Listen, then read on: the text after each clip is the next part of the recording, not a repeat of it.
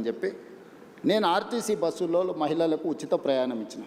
ఇది కేవలం మహిళ తన తల్లిగారింటికో లేకపోతే తనకు నచ్చిన మందిరాన్ని దేవాలయాన్ని సందర్శించుకోవడానికో అని చాలామంది అనుకుంటున్నారు. కానీ అది కాదు. మహిళనే growth engine for any state, any country. So ఈ మహిళ ఎక్కడి నుంచి ఎక్కడికి చేతి వృత్తి అయినా కానీ, కుల వృత్తి అయినా కానీ, ఉద్యోగ బాధ్యత అయినా కానీ, ఈరోజు గవర్నమెంట్ స్కూళ్ళలో 24-25లో 0 డ్రాప్ అవుట్స్ ఇన్ తెలంగాణ. నీతి ఆయోగ్ చెప్పింది, నేను చెప్పలేదు, చూసాను. ఎక్కువ మనం డ్రాప్ అవుట్స్ ఎక్కడున్నాయి? ఆడపిల్లల డ్రాప్ అవుట్స్. గ్రామాలలో 7th వరకు ఎడ్యుకేషన్ ఉంటే 8th పోవాలంటే పక్క ఊరికి పోవాలి. పక్క ఊరు పోవాలంటే తల్లిదండ్రులకు ఒక భారం. ఏ విధంగా పంపించాలనేది ఒక సమస్య, దానికి అయ్యే ఖర్చు ఏ విధంగా సమకూర్చుకోవాలనేది రెండో సమస్య, ఆడపిల్లలకు భద్రత ఉంటుందా లేదా అనేది మూడో సమస్య.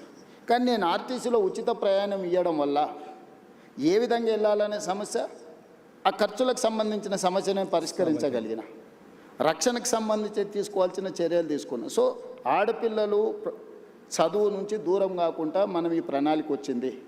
ఈరోజు ఇదే మహిళలు తాము ఉద్యోగానికి కానీ ఎక్కడికి వెళ్ళినా నెలకు దాదాపుగా ఒక 10,000 రూపాయల సేవింగ్స్ ఉన్నాయి మహిళలకు. 28 నెలలలో ఆర్టీసీకి 10,000 కోట్ల రూపాయలు రాష్ట్ర ప్రభుత్వం చెల్లించింది. నీకు తెలుసు, రాష్ట్ర ప్రభుత్వంలో ఆర్టీసీ ఒక 50,000 మంది కార్మికులు, 50,000 కుటుంబాల ఆధారపడ్డ సంస్థ. గత ప్రభుత్వంలో దాదాపుగా 2 నెలలకు పైగా దీక్ష, ధర్నాలు, బంధులు మొత్తం ఎక్కడొక్కడ ఉండి 60-70 మంది డ్రైవర్లు, కండక్టర్లు ఆత్మహత్యలు చేసుకున్న పరిస్థితి. దివాలా తీసి ఆర్టీసీ మూసేస్తుండ్రు, ఆర్టీసీని ప్రైవేట్ పరం చేస్తుండ్రు అని ఆ రోజు ఉండే. మీరు కూడా జర్నలిస్ట్గా రిపోర్ట్ చేసి. కానీ ఈరోజు నేను లాభాలకు తీసుకొచ్చిన. ఈరోజు RTC profit making institution.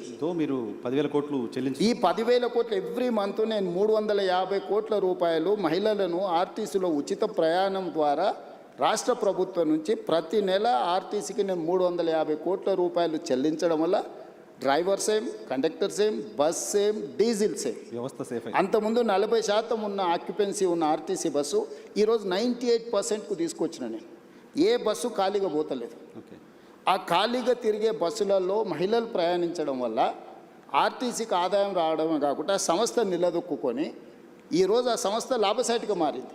So మీరు పర్సన్ సెంట్రిక్ డెవలప్మెంట్ గురించి మాట్లాడుతున్నారు. పర్సన్స్ అంతా సెక్షన్స్గా డెవలప్ అవుతే స్టేట్ డెవలప్ అవుతుంది విజన్. నేను ఇంక్లూజివ్నెస్ గురించి చెప్తున్నా. అంటే ఇప్పుడు మనం ఇచ్చేది నీకు లాభము, ఇది ఇచ్చినావు నువ్వు జేబులో వేసుకుంటే అది నీ దగ్గర అయిపోతుంది. కానీ ఒక సంస్థ మహిళలకు ఉచిత ప్రయాణం ఇచ్చినప్పుడు మహిళ వ్యాపారం చేసుకోగలుగుతుంది, చదువుకోగలుగుతుంది, సెల్ఫ్ హెల్ప్ గ్రూప్స్లలో తిరగలుగుతుంది, ఉద్యోగానికి వెళ్ళగలుగుతుంది. 10,000 రూపాయలు ఒక మహిళ సేవింగ్ చేసుకోవడం వల్ల తన పిల్లల్ని చదివించుకోగలుగుతుంది, తన పిల్లల్ని మంచి స్కూళ్ళకు పంపించుకోగలుగుతుంది, పిల్లలకు మంచి బట్టలు కొనుక్కోగలుగుతుంది, కుటుంబాన్ని గౌరవంగా, సమాజంలో కుటుంబ గౌరవాన్ని పెంచడానికి మహిళ ప్రయత్నం చేస్తుంది. నేను ఇచ్చిన డబ్బుల వల్ల ఆర్టీసీ సంస్థ నిలబడ్డది. ఈరోజు ఒక సంస్థను నిలబెట్టే పని అంటే this is inclusiveness, sustainability model ఇది. అంటే ఒక దగ్గర ఇచ్చే సంక్షేమము దానికే పరిమితం కాబట్టి దానివల్ల ఒక సంస్థ బతుకుతే. ఈరోజు ఆర్టీసీలో గతంలో డీజిల్ బస్సులు ఉండేటివి. Hyderabad, greater Hyderabad core urban region, outer ring road inside 2,053 square కిలోమీటర్లు. This is called core urban region మేము డిఫైన్ చేసినాం. 2,854 ఆర్టీసీ బస్సులు ఉన్నాయి. ఇవన్నీ డీజిల్ మీద ప్రయాణం చేస్తున్నాయి. ఈరోజు ఆర్టీసీ లాభసాటికి ఎప్పుడు వచ్చిందో డీజిల్ బస్సుల వల్ల కాలుష్యం వెదజల్లుతుంది. ప్రతి సంవత్సరం ఆర్టీసీ 10,000 బస్సులు నడిపించడానికి 2,000 కోట్ల రూపాయలు డీజిల్ పర్చేజ్ చేస్తుంది. సో ఇప్పుడు ఈ డీజిల్ బస్సులను అన్నిటిని కూడా మార్చి నేను ఈవీ బస్సులు కొంటున్నా. సిటీలో ఆల్మోస్ట్ ఇప్పటికి 1000 బస్సులు వచ్చినాయి. డిసెంబర్ 9th లోపల ఇంకొక 2,000 బస్సులు తీసుకొచ్చి 3,000 ఆర్టీసీ బస్సులు ఈవీ వెహికల్స్ హైదరాబాద్లో తిప్పడం వల్ల, నేను భవిష్యత్తులో మిగతా బస్సులను కూడా మార్చడం వల్ల ప్రతి సంవత్సరం డీజిల్ మీద పెట్టే ఖర్చు 2,000 కోట్ల రూపాయలని నేను ఈరోజు సేవింగ్ చేయగలుగుతా. ఈ 2,000 కోట్ల సేవింగ్స్తో నేను ఈవీ బస్సులు కొనుక్కోవడమే కాకుండా కాలుష్యాన్ని కూడా నేను నియంత్రించగలుగుతున్నా. సో మీకు ఒక ప్రభుత్వం చేసే ఒక పని తాలూకా ఇంపాక్ట్ మల్టిపుల్గా ఉండాలి అని చెప్తారు. అట్లా చేయాలి. కాంప్రహెన్సివ్ సస్టైనబుల్ మోడల్ అనేది మనం ఎన్నుకోవాలి. ఒక పని, ఒక ప్రయత్నం ఒక దగ్గర సంక్షేమం లాగా కనిపించినా, ఇక్కడ స్పెండింగ్, ఇక్కడ ఖర్చు పెడుతున్నట్టు కనిపించినా, అది ఇతర ఆదాయాలను సృష్టించడానికి ప్రణాళికలు ఉండాలి. ఓకే. సో నేను మహిళలకు ఉచిత బస్సు ఇచ్చింది కేవలం మహిళలు ఓట్లు వేయించుకోవడానికి, మహిళలు బస్సులో ప్రయాణం చేయడానికి ఇచ్చేసిండే రేవంత్ రెడ్డి అని చూస్తున్నాను. నేనేం చెప్తున్నా, ఒక మహిళ కులవృత్తి కానీ, చేతి వృత్తి కానీ, ఉద్యోగం కానీ, ఉపాధి కానీ, చదువు కానీ, వీటన్నిటికీ తనకు ఒక శక్తిని ఇస్తున్నా. సో అది ఓకే, మహిళలకు సంబంధించి సరే, దానికి సంబంధించిన ఇంపాక్ట్ మీరు అంతా చెప్పారు, ఓకే. బట్ 1 ట్రిలియన్ ఎకాడమీ నేను చేస్తాను 34 వరకు అని చెప్పి మీరు ఒక మాట మాట్లాడుతున్నారు కంటిన్యూస్గా. మొత్తం దేశ జీడీపీలో 10% మేము కాంట్రిబ్యూట్ చేయాలనుకుంటున్నామని చెప్తున్నారు. సో దీంతో సాధ్యమవుతుందా? ఇంకేదో పెద్ద పెద్ద పెట్టుబడులు రావాల్సిన అవసరం ఉంటుంది, ఇంకా చాలా చేయాల్సిన అవసరం? Yes YNR, I do agree. నేను ఇంతకు నీకు ప్రారంభంలోనే చెప్పిన, ఒక శాఖకు సంబంధించో ఒక చిన్న ఏరియాకి సంబంధించో మనం డిజైన్ చేస్తున్నాం. కార్పొరేట్ కంపెనీస్ కూడా వాళ్ళు కూడా వాళ్ళ ఫైనాన్షియల్ ఎట్లా ఉండాలి, ఫ్యూచర్ ఎక్స్పాన్షన్ ఎట్లా ఉండాలి, దాని రిసోర్సెస్ ఎట్లా ఉండాలా, దాన్ని మినిమం ఎక్స్పెండిచర్ మ్యాక్సిమం ప్రాఫిట్ ఎట్లా ఉండాలి, ఎట్లయితే ప్రణాళిక చేస్తారో రాష్ట్రాలకు కూడా ప్రణాళిక ఉండాలి. నేను ఓపెనింగ్ రిమార్క్స్లో చెప్పిన, ప్రజలు ఉంటారు, పార్టీలు ఉంటాయి, ప్రభుత్వాలు మారుతూ ఉంటాయి. మారిన ప్రభుత్వానికి భవిష్యత్తు పట్ల ఒక స్పష్టత ఉండాలి. ఆ స్పష్టతనే ప్రణాళిక రూపంలో మనం రచించుకోవాలి. ఇప్పటివరకు భారతదేశంలో ఏ రాష్ట్రానికి కూడా కాంప్రహెన్సివ్ డిజైన్ అనేది లేదు, కాంప్రహెన్సివ్ పాలసీ లేదు.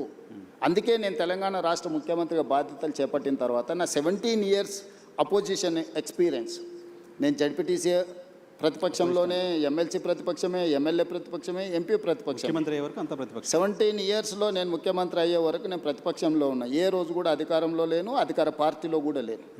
కానీ 17 సంవత్సరాల సుదీర్ఘ నా ప్రతిపక్షంలో ఉన్న నాకున్న అనుభవం, సమస్యలు చూసిన కోణం, సమస్యల్ని ప్రత్యక్షంగా ఏ విధంగా పరిష్కరించవచ్చు అన్న ఉన్న ఆలోచనతోని తెలంగాణ కోసం ఒక పాలసీ డాక్యుమెంట్ని తయారు చేసి, ఆ పాలసీ డాక్యుమెంట్ పేరే తెలంగాణ రైజింగ్ 2047. ఈ పాలసీ డాక్యుమెంట్ ఉండాలన్నది నా ఆలోచన. పాలసీలో చాప్టర్స్ అనేటివి నేను రాసినవి కాదు.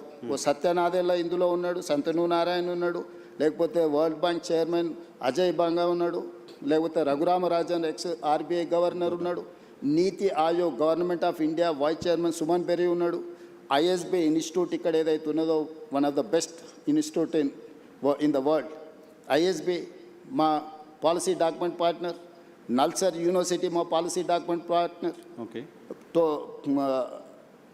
Great Britain prime minister Tony Blair అతను మా దాంట్లో, ఇప్పుడు ఫార్మర్ ప్రైమ్ మినిస్టర్, అతను మా పాలసీ డాక్యుమెంట్లో పార్ట్నర్. అంటే ప్రపంచంలో ఉండే వివిధ మేధావులను, వివిధ పెద్ద పెద్ద కార్పొరేట్ కంపెనీల సీఈఓలను మన తెలంగాణ రైజింగ్ 2047 పాలసీ డాక్యుమెంట్లో వాళ్ళందరినీ బోర్డులోకి తీసుకొచ్చి కంప్లీట్గా వాళ్ళందరికీ మేమేమనుకుంటున్నాం వాళ్ళతో కూర్చొని మాట్లాడి పబ్లిక్ డొమైన్లో కూడా పెడితే దాదాపుగా మనకు ఒక 20 లక్షల సజెషన్స్ వచ్చినాయి ఆన్లైన్. వాటన్నిటిని కూడా ఫిల్టర్ చేసినాం.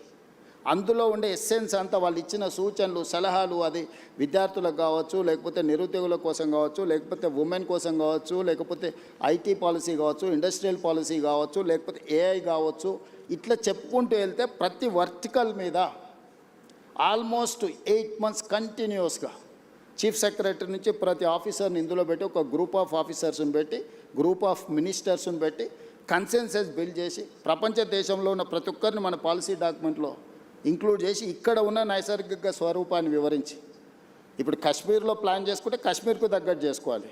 కాశ్మీర్లో ప్లాన్ చేసిన ఐస్ కోసము, ఐస్ తుఫాన్ల కోసము తెలంగాణలో ప్లాన్ చేసినాం అనుకో, ఇక్కడ ఐస్ వచ్చేది లేదు, చూసుకోవాలి కదా.